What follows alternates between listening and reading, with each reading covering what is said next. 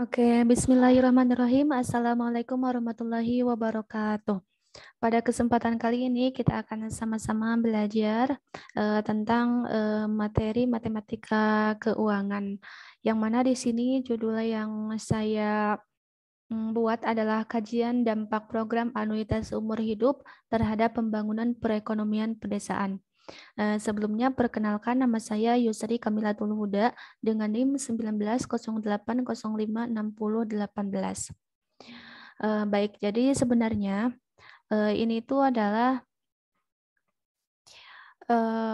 analisis atau hasil terjemahan dari pure paper-nya atau paper aslinya yang berjudul Study of Life Annuity Program Impact on Rural Economy Development, yang mana si pure paper-nya ini diterbitkan atau dipublish oleh Procedia Economics and Finance dari Elsevier, yang kemudian saya ambil dari Science Direct, yang mana paper aslinya ini ditulis oleh Ramona Dobre, Alexandru Kostin Kirstea, dan Mihaela Valentina Drasia, yang berasal dari Economic Studies of Bucharest University atau Universitas Bucharest, Rumania. Jadi penelitiannya ini mereka lakukan di negaranya, yaitu di Rumania.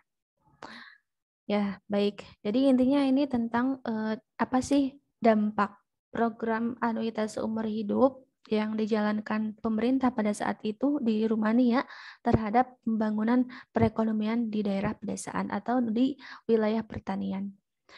Nah, baik. Di sini adapun yang akan saya bahas itu mencakup 4 pembahasan, yaitu yang pertama tentang definisinya, yang kedua tentang tujuan, kemudian yang ketiga tentang dampaknya, dan yang keempat tentang hambatan-hambatan yang ada ketika penerapan program anuitas umur hidup di daerah pedesaan di Rumania. Baik, langsung saja kita ke pendahuluan terlebih dahulu. Jadi di Rumania ada pasal 9 Undang-Undang 247 garis miring 2005 yang berbicara tentang kebijakan agrarian, yang mana kebijakan ini menetapkan bahwa petani yang berusia 62 tahun yang memiliki lahan dengan luas keseluruhan kurang dari 10 hektar menerima dukungan untuk memindahtangankan properti lahan atau hak pakai lahan pertanian mereka. Jumlah dukungan untuk penjualan lahan pertanian ditetapkan sebesar 100 euro per hektar per tahun dan untuk penyewaannya sebesar 50 euro per hektar per tahun. Jadi pemerintah ini mendukung masyarakat yang sudah berusia lanjut, yaitu berusia 62 tahun ke atas, agar mereka mau menjual atau paling tidak menyewakan lahan mereka kepada masyarakat atau generasi yang lebih muda, agar generasi yang lebih muda itu bisa mengolah lahan mereka. Nah, kemudian sebagai imbalannya, mereka yang mau menjual lahan mereka itu akan diberikan anuitas sebesar 100 euro per hektar per tahun. Kemudian ketika mereka tidak mau menjualnya tapi hanya mau menyewakan lahan mereka, maka mereka akan mendapatkan anuitasnya sebesar 50 euro per hektar per tahun. Nah, setelah diikut sertakan dalam program ini, maka petani memperoleh status sebagai anuitan atau orang yang mengikuti program anuitas dan menerima sertifikat sebagai anuitan serta menerima seluruh jumlah manfaat anuitas setahun sekali. Jadi yang 100 euro per hektar itu ya diberikannya setahun sekali. Nah, mereka akan mendapatkannya melalui Badan Pusat dan Daerah untuk Pembayaran dan Intervensi di Pertanian atau disingkat dengan APIA gitu. Nah, sebenarnya anuitan sendiri itu masih bisa mengelola lahan pertanian mereka, tapi dengan syarat tidak lebih dari 0,5 hektar. Itulah pendahuluannya ya. Kemudian mari kita masuk ke yang pertama, yaitu tentang definisi. Saya pindahkan dulu ininya ya. Nah, di sini. Yaitu tentang definisi. Nah, sebenarnya definisi tentang program anuitas umur hidup ini tidak dijelaskan di paper yang aslinya, tapi di sini saya tambahkan supaya lebih mantap gitu ya. Oke, di sini menurut KBBI, anuitas adalah rangkaian pembayaran atau penerimaan yang sama jumlahnya, yang harus dibayarkan atau diterima pada tiap akhir periode yang sama jangka waktunya untuk sejumlah tahun tertentu. Nah, kemudian program anuitas umur hidup adalah produk perusahaan asuransi jiwa yang memberikan pembayaran berskala kepada peserta yang telah mencapai usia pensiun atau janda garis miring duda dan garis miring atau anak peserta untuk jangka waktu seumur hidup atau jangka waktu tertentu. Ya, artinya anuitas ini adalah anuitas umur hidup ini kalau di sini maksudnya adalah perusahaan asuransi atau di sini bisa jadi pemerintah itu memberikan ya anuitasnya setahun sekali kalau di sini sampai akhir hayat mereka, sampai mereka meninggal gitu. Nah, kemudian kita lanjut ke yang pembahasan kedua yaitu tentang tujuan. Nah, yang mana di sini adalah tujuan program anuitas seumur hidup di bidang pertanian. Jadi kan ini kita bahasanya di bidang pertanian atau di daerah pedesaan ya. Nah, kenapa sih pemerintah ingin menerapkan kebijakan ini, kebijakan program anuitas seumur hidup ini di bidang pertanian? Nah, salah satunya di antara tujuannya itu adalah yang pertama adalah mereka ingin menonaktifkan petani lanjut usia dari kegiatan pertanian. Maksudnya menonaktifkan itu gimana? Jadi agar petani-petani yang sudah lanjut usia ini tidak usah bekerja secara langsung terjun tangan ke lapangan sebagai seorang petani. Jadi karena kan petani yang sudah lanjut usia itu kekuatan mereka untuk bisa mengeksploitasi lahan itu kecil gitu ya. Meskipun mereka petani lanjut usia itu sangat berpengalaman dalam mengurus lahan, tapi kan ya kekuatannya sudah berkurang lah. Makanya pemerintah ingin agar orang-orang yang sudah lanjut usia itu tidak usah kembali lagi terjun tangan langsung di lahan gitu ya. Nah, kemudian tujuan yang kedua adalah agar bisa meremajakan penduduk yang aktif di bidang pertaniannya. Maksudnya itu gimana? Ya agar orang-orang yang bekerja di bidang pertanian ini adalah anak-anak muda yang masih kuat, yang masih bisa secara maksimal dalam menjalankan atau mengeksploitasi lahan pertanian gitu ya. Kemudian yang ketiga adalah tujuan program anuitas umur hidup ini untuk meningkatkan ukuran eksploitasi ekonomi dan fisik lahan serta orientasinya ke pasar. Nah, ini maksudnya ya agar lahan dan dampak ekonomi dan masalah perekonomian ini bisa tereksploitasi dengan maksimal dan baik gitu ya. Nah, yang mana nanti dampaknya maka masalah pertanian ini akan bisa berorientasi ke pasar, meningkatkan keuntungan lah intinya. Kemudian yang keempat tujuannya adalah untuk pemusatan lahan pertaniannya. Jadi agar lahan-lahan itu tidak terlalu tersebar luas. Jadi tidak terlalu banyak pemiliknya sehingga biaya produksinya juga akan mahal. Nah, kan secara kan gini, kalau misalkan si lahannya itu jadi kalau misalkan lahannya itu diberikan kepada satu orang saja, maka kan si satu orang tersebut akan mempunyai lahan yang sangat banyak. Nah, maka biaya produksinya juga akan menjadi lebih ringan gitu dibandingkan kalau semua orang punya lahan yang sedikit-sedikit gitu. Nah, kemudian yang kelima adalah untuk meningkatkan pendapatan petani. Ya, ini jelas. Karena tadi eksploitasi lahannya juga maksimal, maka otomatis peningkatan pendapatan petani juga akan meningkat. Nah, kemudian yang keenam adalah jaminan pendapatan tetap bagi penduduk lanjut usia. Nah, karena kan mereka ketika mengikuti program anuitas umur hidup ini, maka mereka tidak usah bekerja, tetapi mereka akan tetap dibayar. Jadi akan tetap mendapatkan jaminan pendapatan tetap setahun sekali. Nah, gitu. Nah, kemudian yang ketujuh, yang terakhir, tujuan adanya program ini adalah untuk modernisasi praktik dan saham pertanian. Nah, maksudnya adalah agar di bidang pertanian ini teknologi yang digunakan semakin canggih, gitu. Nah, kemudian pembahasan selanjutnya adalah, nah di sini saya sertakan tentang siklus penonaktifan petani lanjut usia. Nah, maksudnya apa? Jadi di sini sebenarnya tujuan-tujuan yang tadi itu saling berkaitan. saling berkaitannya seperti apa? Seperti yang ini. Jadi kalau misalkan petani lanjut usia berhasil dinonaktifkan dari kegiatan pertanian, maka ini dampaknya akan bisa meremajakan generasi masyarakat desa yang aktif di bidang pertanian. Jadi kalau petani lanjut usia udah nonaktif nih, maka otomatis kan mereka menyewakan atau menjual lahan mereka. Nah, menjual lahan atau menyewakan kan pasti nanti yang bekerjanya jadi orang-orang yang masih muda. Kemudian kalau misalkan yang di sini yang bekerja adalah orang-orang generasi muda gitu, maka nanti kapasitas di bidang pertanian dalam masalah eksploitasi lahan pertanian juga akan semakin besar gitu. Kemudian kalau misalkan ini terjadi eksploitasi lahannya semakin besar, maka masalah pertanian ini akan semakin berorientasi ke pasar, semakin bisa bersaing di pasaran seperti itu. Kemudian kalau misalkan ini terjadi, pertanian bisa berorientasi ke pasar, maka kontribusi bidang pertanian terhadap anggaran negara juga akan meningkat gitu ya. Nah, jadi kalau misalkan di sini nih kontribusi terhadap anggaran negara meningkat dari bidang pertanian, maka pembayaran untuk menunjang petani lanjut usia juga akan meningkat. Jadi anuitas yang tadi yang awalnya 100 euro atau 50 euro per hektar per tahun itu bisa jadi meningkat kalau anggaran negaranya meningkat juga gitu kan.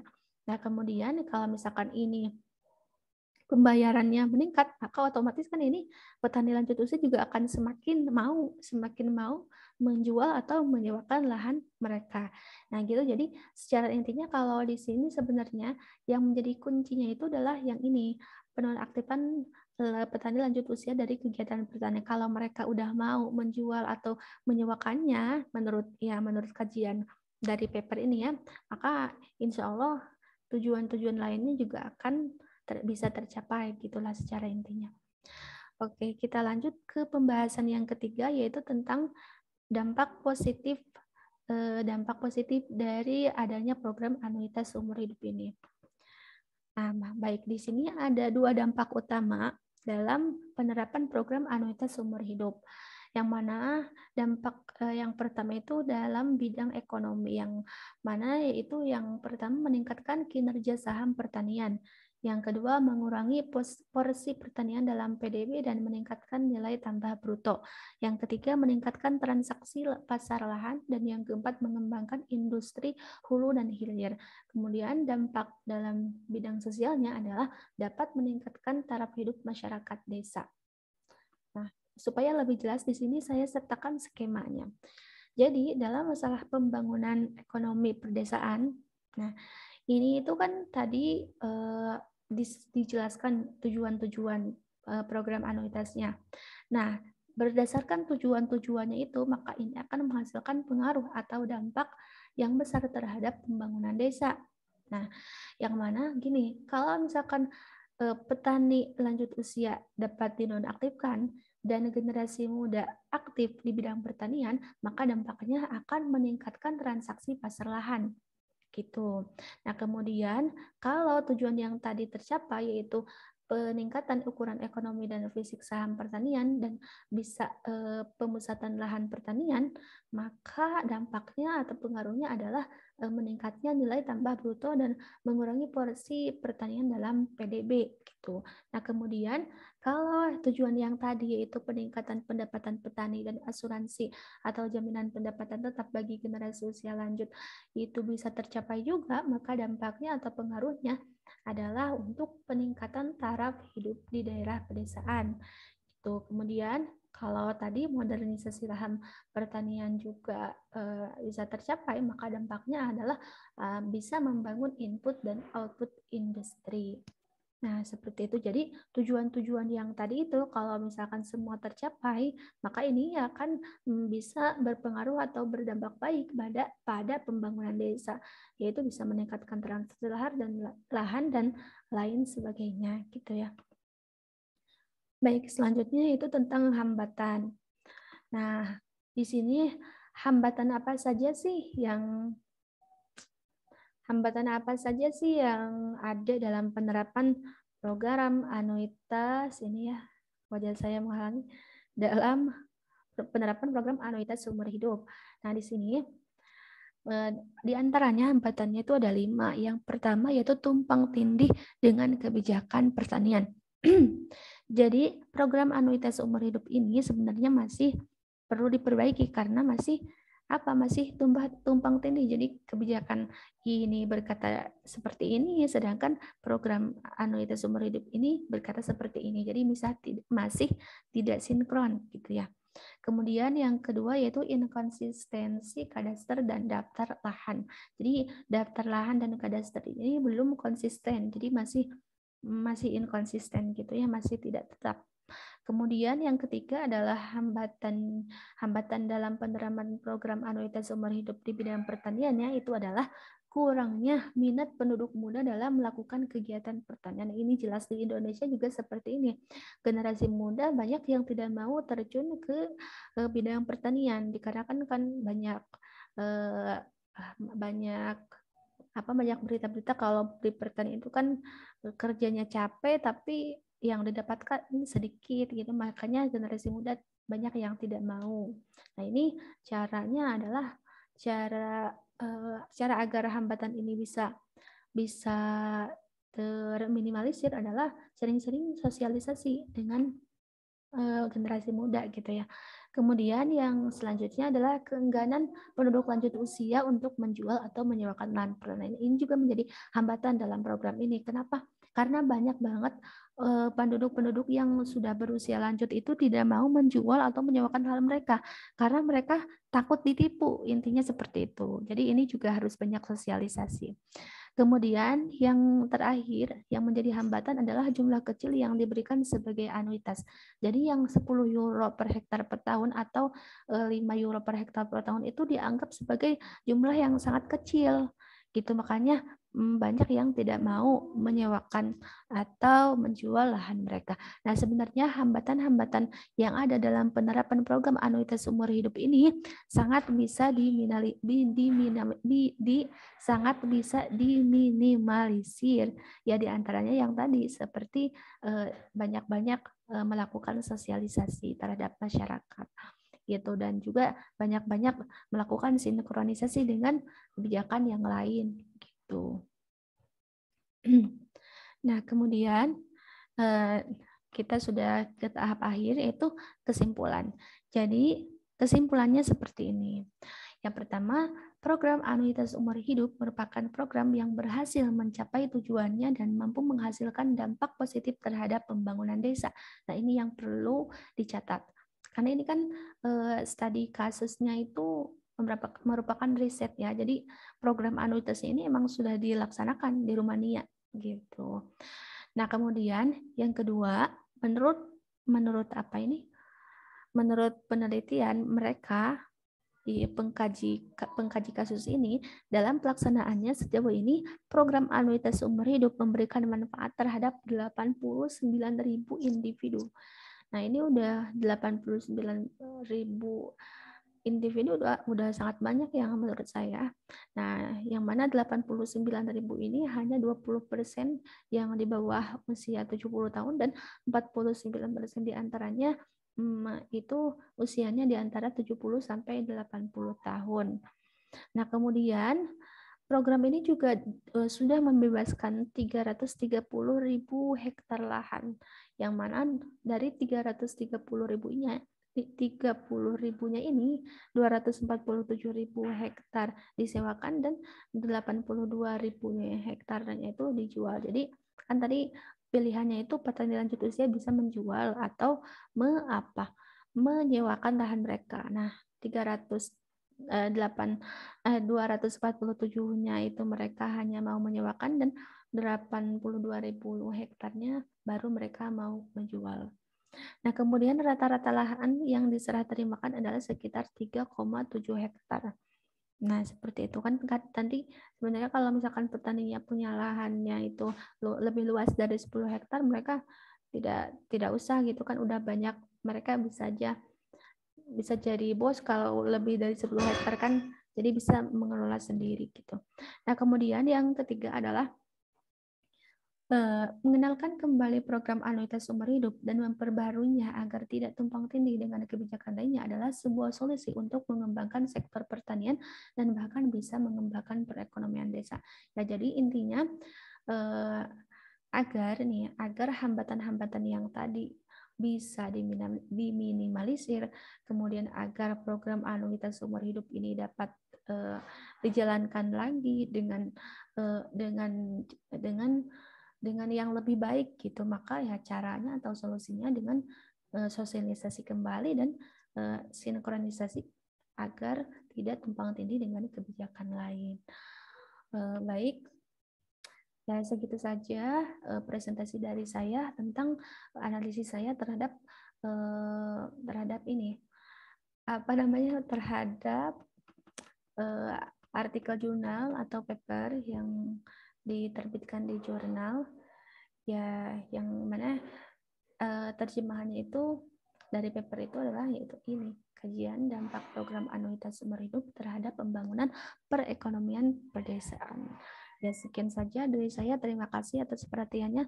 Billahi taufiq wal hidayah. Wassalamualaikum warahmatullahi wabarakatuh.